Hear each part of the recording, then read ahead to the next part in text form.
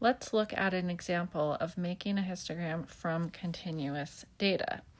So this data is continuous because we have some examples where it's not a whole number. So we have 9.95, 21.9, 20.75, 20.5, and so on. So the first thing that we're going to do is we're going to find the minimum. Oh, excuse me, I got to change my pen.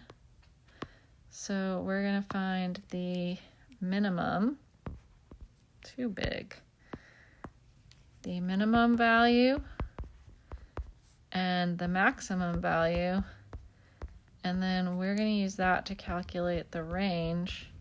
So the range is the maximum value minus the minimum value. And so I've already looked over the data previously, but I can see here that my minimum value is 0, like there's nothing lower than 0. And I also identified that the maximum value is 24. So there's nothing greater than 24. So I'm going to have the maximum here and the minimum here. All right, so the maximum value is 24 and the minimum is 0. And so the range is going to be, it's kind of a boring calculation because 24 minus 0 is just 24. So now I'm going to ask myself, okay, given that I'm starting at 0 and my maximum is 24, how can I break this range up?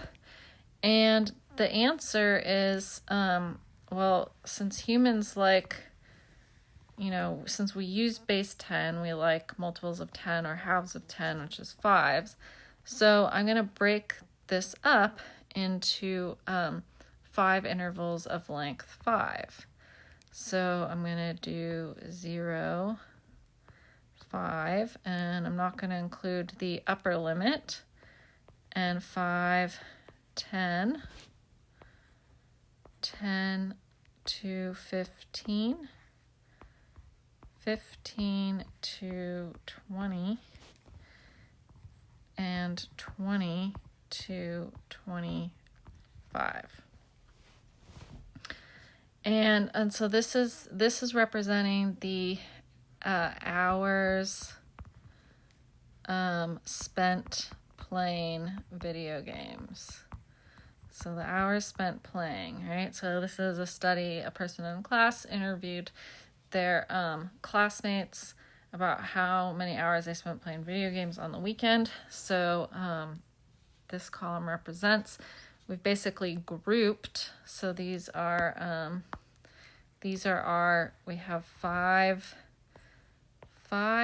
bins of length 5. And so we can think about, well, okay, if I took the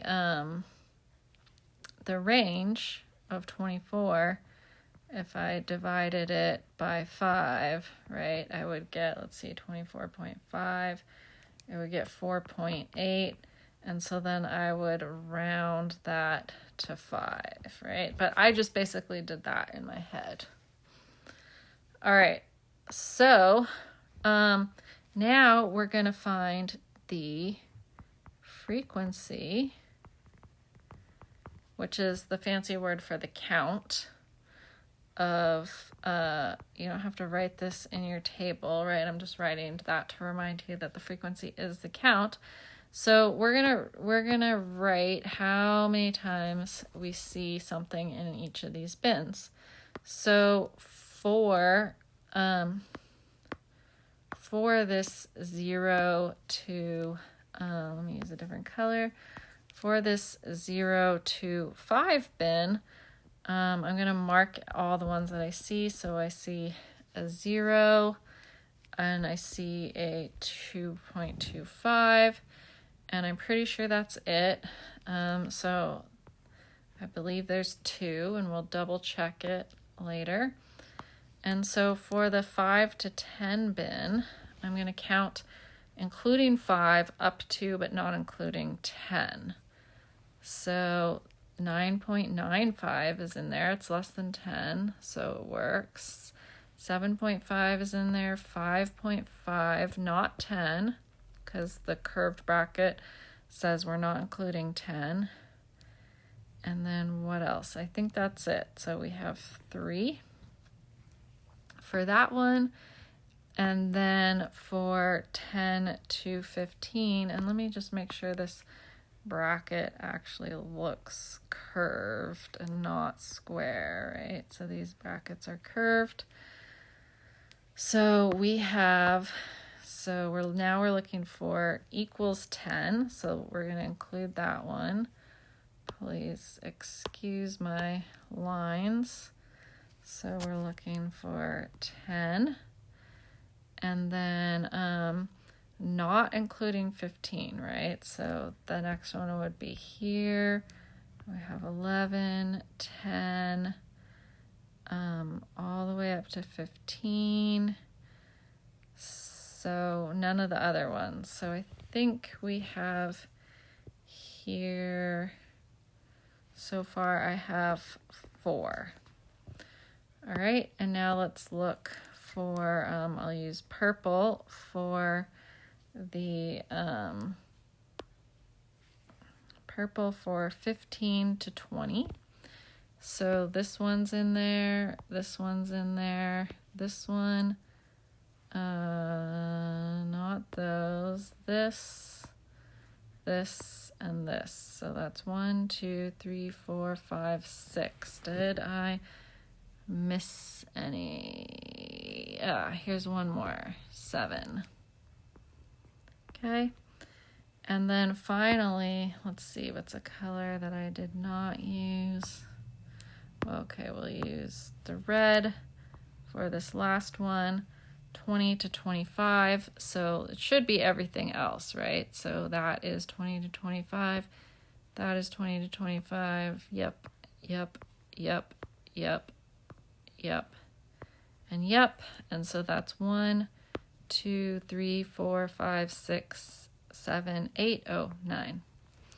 Almost missed one. All right, so there's a way that we can double check, and we'll use our cumulative frequency. So let me try that again. Cumulative frequency. And that's where we just add up everything that was in the brackets before.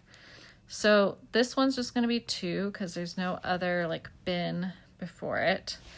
But this one is going to be what was before plus what's in this one. So that's 5. And now I'm going to take that 5 and I'm going to add 4 and I get 9. And I'm going to take that 9 and I'm going to add 7 and get 16. And I'm going to take that 16 and add 9 and get 25. And there are indeed, there's 5 rows times 5 columns equals 25 data points. Okay, so that's good that we got 25. And so really what each one of these is, so for example, this 9 is obviously made up of this 4, but it's also made up of this 5, which is the 2 and 3. So the 9 was gotten essentially by adding first 2 plus 3 and then adding the 4. All right, but now let's actually make the histogram itself.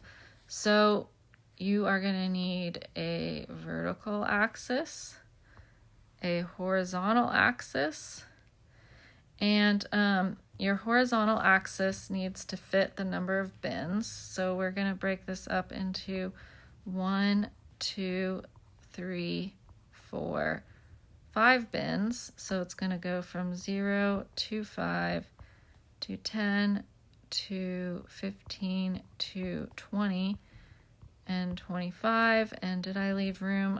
This is the hours playing. So we also need to title our horizontal axis.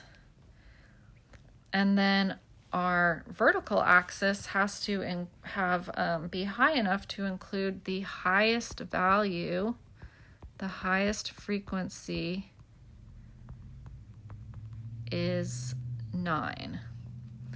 And so I'm going to go all the way up to 10 because we like 10. So I'm going to do 1, 2, 3, 4, 5, 6, 7, 8, 9, 10. And then just so it doesn't get too busy, not there. Excuse me. I'm going to label every other one. I probably have to make another tick mark. 6, 8, yeah, because my 10th one got deleted. So 2, 4, 6, 8, 10. And then I'm going to write frequency as the title for the vertical axis.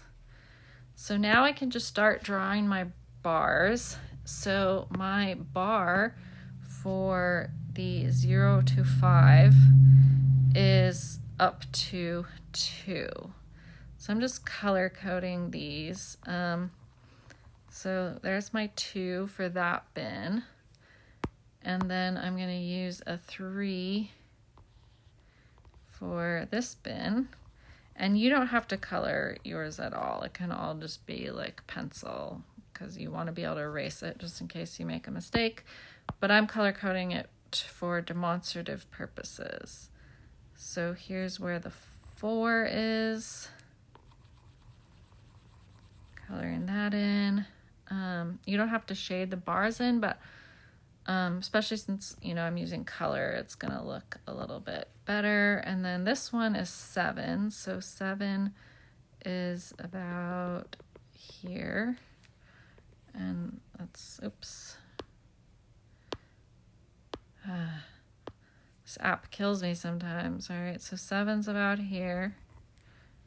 And obviously I'm not looking for perfection, but it has to look tidy enough and clear enough. And that's where your labeling becomes really helpful. And then finally, I'll use red for, let's do here. All right, so those are our 5 bars. And we can write the numbers on here just to make it extra easy for our audience to interpret the information. But you, given that you already have the vertical axis labeled, this is not required. And then, hey, that looks like a very nice rainbow. Then we're going to write a title. So histograms are distributions. So let me make this a little bit shorter so I have more room for my title. So I'm just going to title this. This is going to be a very boring generic title, and that's all you have to do. But we're going to say the distribution of hours spent playing video games on the weekend.